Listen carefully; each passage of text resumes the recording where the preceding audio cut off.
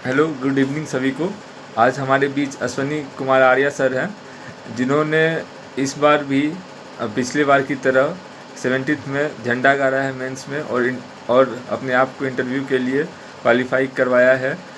Ashwani sir की एक ख़ास बात यह है कि ये दोनों इंग्लिश और हिंदी माध्यम दोनों का उपयोग करते हैं परीक्षा पास करने के लिए, जो ये 68 से करते हुए आए हैं। तो सर, आपका बहुत बहुत स्वागत है हमारे चैनल पे। धन्यवाद। और सर, आपका जो एक अचूक तरीका है, जो जिसमें आपको बहुत सफलता मिली है, जो एक मैं बोल सकता हूँ अद्भुत तरीका भी है, जिसमें आप हिंदी मीडियम और इंग्लिश मीडियम दोनों को एक साथ लेके चलते हैं। तो आपके इस तरीके के बारे में आप कृपया मेरे दर्शकों को बताएं। अ, सबसे पहले तो सभी आपके दर्शकों को नमस्कार। जहाँ तक बात है दोनों मीडियम का यूज़ करता हूँ, तो हाँ, मैं दोनों मीडियम को यूज़ करता हूँ, क्योंकि बीपीएससी की नोटिफिकेशन जब 68 में दे रहा था, तो उस समय अतुल सर चेयरमैन थे। तो उन्होंने बोले थे कि आप कोई भी लैंग्वेज में पेपर लिख सकते हैं, लेकिन जो लैंग्वेज में पेपर स्टार्ट कीजिएगा उसी लैंग्वेज में ख़त्म कीजिएगा। तो GS1 और GS2 मैं इंग्लिश मीडियम में लिखता हूँ, क्योंकि मैं उसमें ज़्यादा कंफर्टेबल हूँ। रह गई बात ऐसे की, तो ऐसे पहले मेरा स्कूलिंग मैं बता देता हूँ कि मैं एक गवर्नमेंट स्कूल में पढ़ा हूँ। क्लास 1 to 10 मैंने गवर्नमेंट स्कूल में हिंदी मीडियम में 10th तक की पढ़ाई किया है, और उसके बाद मेरा मीडियम इंग्लिश था 11th और 12th में। तो इससे हुआ कि पहले मैं स्कूल के दिनों में काफ़ी ज़्यादा कंपटीशन में पार्टिसिपेट लेता था, जैसे एसे राइटिंग, डिबेट और जो भी पार्टिसिपेशन होता था उसमें मैं बढ़ चढ़ कर भाग लेता था। और ऐसे कंपटीशन में मैंने डिस्ट्रिक्ट लेवल पर भी अपना एक अवार्ड जीता। तो मुझे कविताएं और जो कथन होता है वो मुझे हिंदी मीडियम में ज़्यादा दिन तक याद रहता है। जो मैं कक्षा 10 में जो भी कविताएं पढ़ा हूँ वो सभी ऐसे में यूज होता है, तो अभी भी वो मुझे मुँह ज़बानी याद है।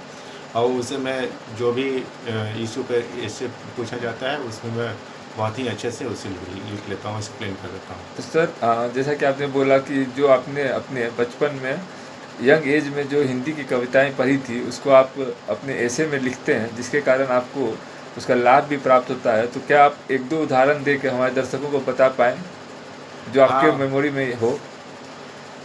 वैसे तो बहुत मेमोरी में, लेकिन अगर कुछ याद करना चाहेंगे तो एक हरिवंश राय बच्चन जी की कविता है। अंबर के आनंद को देखो, कितने उनके तारे छूटे, कितने उनको प्यारे छूटे, जो जो छूट गए वो कहाँ मिले, पर पूछे उन टूटे तारों पर अंबर कब शोक मनाता है, जो बीत गई सो बात गई। अच्छा। तो सर, जैसे ये कविता है जो बीत गई सो बात गई, तो इसको हम लोग किन किन जगह पे यूज कर सकते हैं, जो हाँ, जैसे एक कोई भी अगर सब्जेक्ट हो जाए, जैसे असफल, हमेशा बरकरार सफलता मिलती ही है, कभी ना कभी असफल जब भी कोई फेलियर होता है तो उसके ऊपर ज़्यादा रोना नहीं है, उससे आगे बढ़ना है, ओवरकम करना है।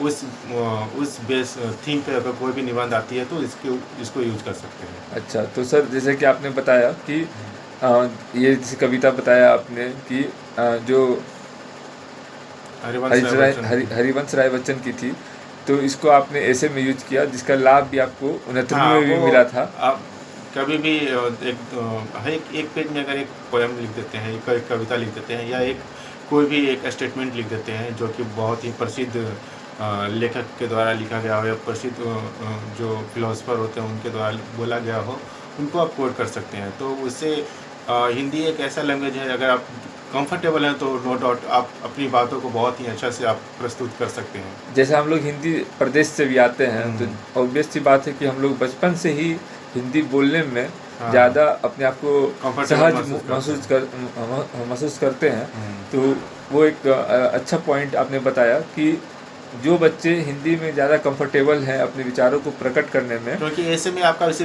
विचार देखा वि- जाता है, हाँ, क्योंकि उसमें एक कोई फिक्स आंसर नहीं होता हाँ। है। तो जो भी बच्चे, जो भी एस्पिरेंट 71st लिखने जा रहे हैं मेंस, और वो ऐसे में हिंदी में ज़्यादा कंफर्टेबल अपने आप को महसूस करते हैं, अपने आप को ज़्यादा सहज महसूस करते हैं, तो उनके लिए अश्वनी सर का जो टिप है वो बहुत ही अच्छा, बहुत ही फ़ायदेमंद साबित हो सकता है।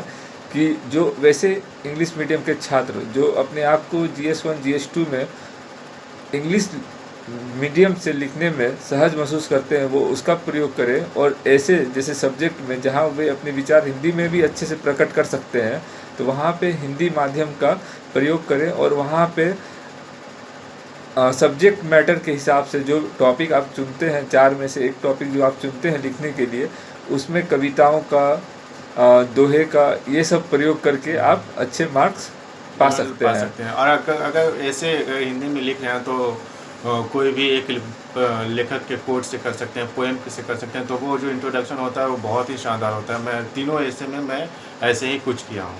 हाँ, तो जिस कारण से आप देख सकते हैं तो क्या कॉपी चेक करने वाले पहले कविता वो थीम से जो सब्जेक्ट बेस ओरिएंटेड लगते हैं, तो वो बहुत ही हमें लगता है कि वो बहुत ही मतलब उनको कॉन्फिडेंस आता है कि जो बच्चा लिखा है आंसर वो बहुत अच्छा, स्टार्टिंग इतना अच्छा है तो अंत भी अच्छा होगा।